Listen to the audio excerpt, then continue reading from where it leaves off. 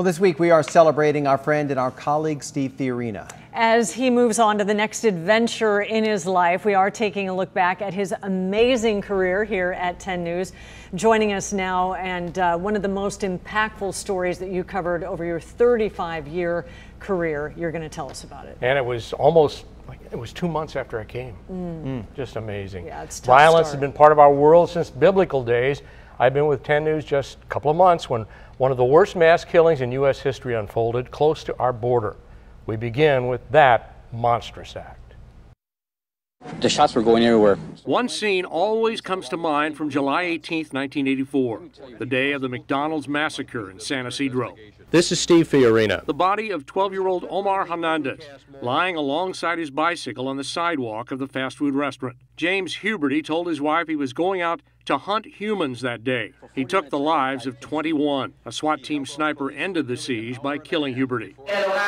The next few days, Omar's family invited us into their home and to his funeral to share their grief. It was overwhelming. Co-ed Kara Knott was murdered just after Christmas 1986.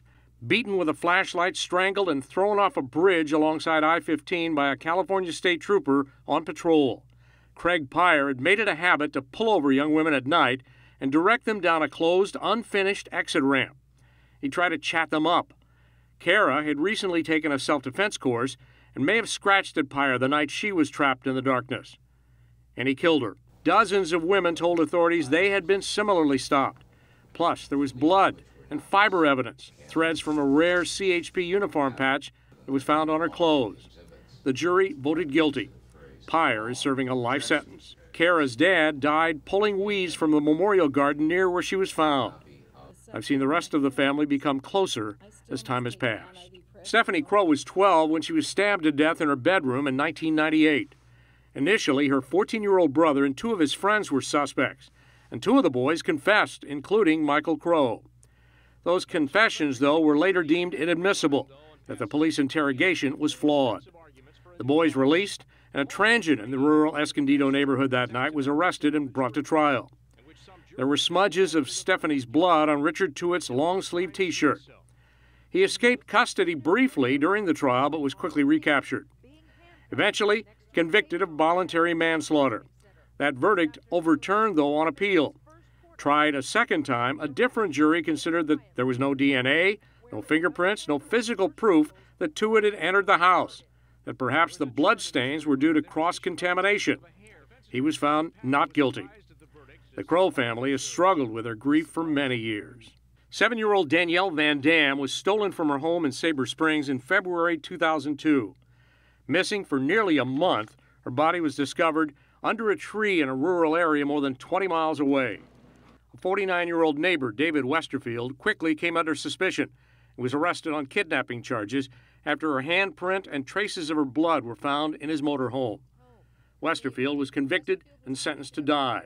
He's been on death row now at San Quentin for 16 years. Brenda Van Dam became an advocate for victims' rights. Chelsea King was running on a trail outside Rancho Bernardo in 2010, attacked and killed by an emotionally disturbed stranger, John Gardner. He avoided the death penalty by admitting to the rape and murder of another teenager the year before, Amber Dubois, and he led police to her grave on a hillside near the Pala Indian Reservation. The Kings started a foundation that have touched thousands. James Holmes dressed in tactical clothing and fired off multiple rounds into a crowded Aurora, Colorado movie theater in 2012. It was during a midnight showing of that year's Batman movie, The Dark Knight Rises.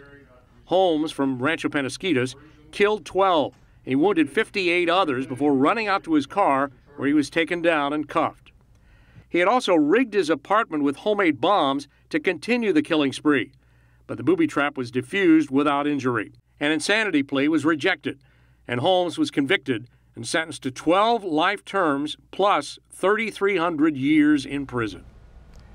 Jail cells are coffins for all those murderers. Tomorrow we look at serial killers and cop killers and execution and a mysterious death that still haunts us. Yeah, and incredible the stories that you just showed us, and being that close to those horrific stories really changes you as a person forever, doesn't it? It changes us, but we're outsiders. Think about what the families and the friends feel too, and that's what we have to recognize. many That's your times empathy. we come connected to those families too. We do. Absolutely. And you have. We can't wait for the other stories. Thank you. So many.